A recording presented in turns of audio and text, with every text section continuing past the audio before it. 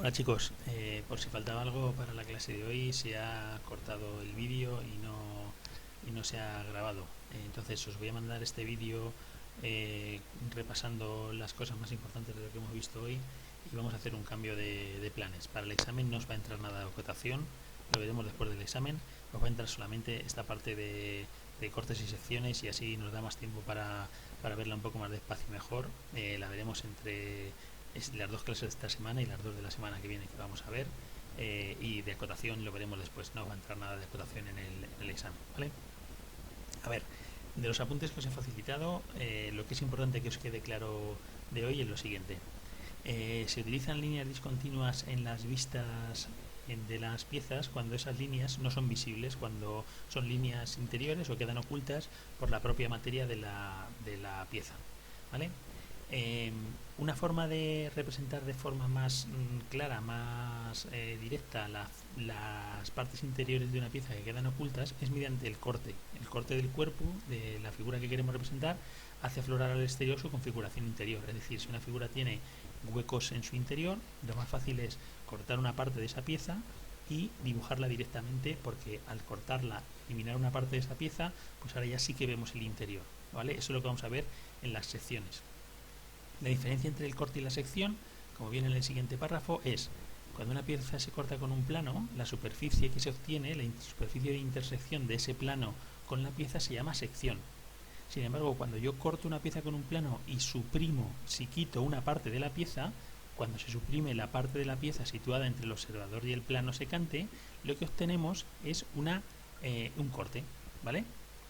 La representación así obtenida se denomina corte. Entonces, en la sección solamente represento la parte de la pieza que está en contacto con el plano con el que yo corto, mientras que en el corte represento esa parte y todo lo que queda por detrás, porque lo que hago es eliminar, por ejemplo en este ejemplo que tenéis aquí abajo, eliminar la mitad de la pieza y entonces represento esto que estoy viendo aquí, ¿vale? La parte de la sección más lo que queda por detrás, ¿vale?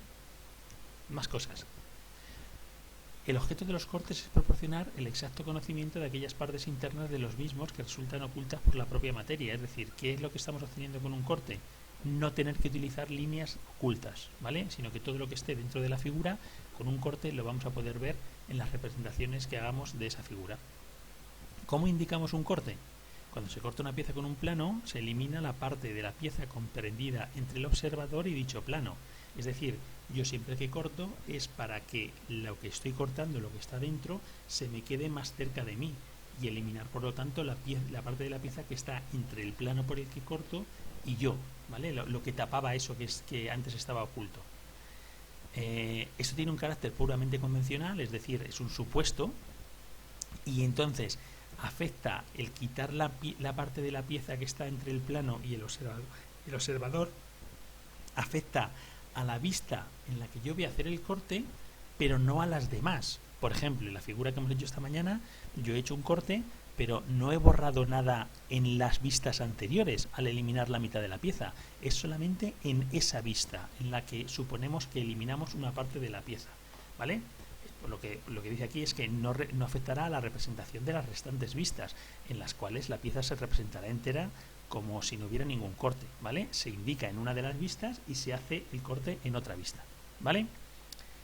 Esto es lo importante que os he dicho de cómo se indican las secciones. El plano secante se representa por medio de una línea mixta formada por trazos largos y finos y puntos dispuestos alternativamente, es decir, una línea de traza y punto, ¿vale?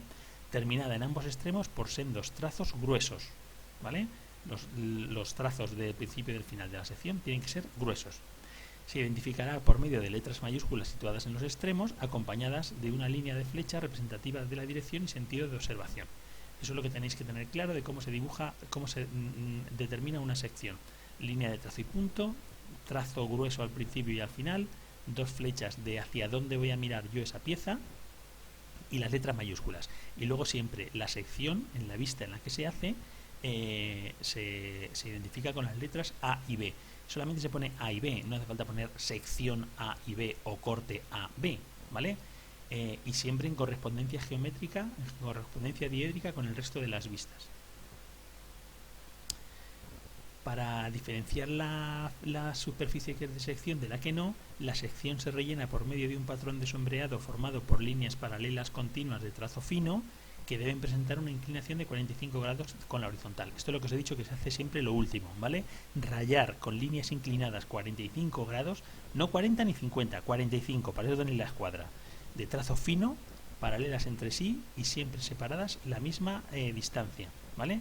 La separación entre las líneas del rayado dependerá de las dimensiones de la sección, debiendo mantenerse constante, es decir, en toda la sección, todas las zonas que estén que sean de sección tienen que estar rayadas con el mismo, como si las líneas se continuaran de una a otra.